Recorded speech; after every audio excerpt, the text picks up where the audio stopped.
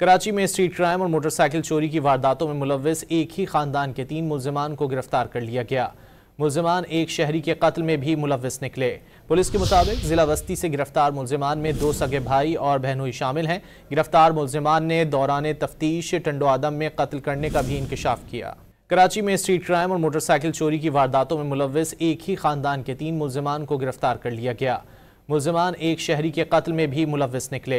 Police के मुताबिक जिला वस्ती से गिरफ्तार मुल्जिमान में 2 सगे भाई और बहनोई शामिल हैं। गिरफ्तार मुल्जिमान ने दौरान तफ्तीश टंडो आदम में कत्ल करने का भी इंकशाफ किया। कराची में स्ट्रीट क्राइम और मोटरसाइकिल चोरी की वारदातों में मुलव्विस एक ही खानदान के 3 मुल्जिमान को गिरफ्तार कर लिया गया। मुल्जिमान एक शहरी के कत्ल में भी मुलव्विस निकले। पुलिस के मुताबिक जिला वस्ती से गिरफ्तार मुल्जिमान में 2 सगे भाई और बहनोई शामिल हैं। गिरफ्तार मुल्जिमान ने दौरान तफ्तीश टंडो आदम में कत्ल करने का भी इंकशाफ किया।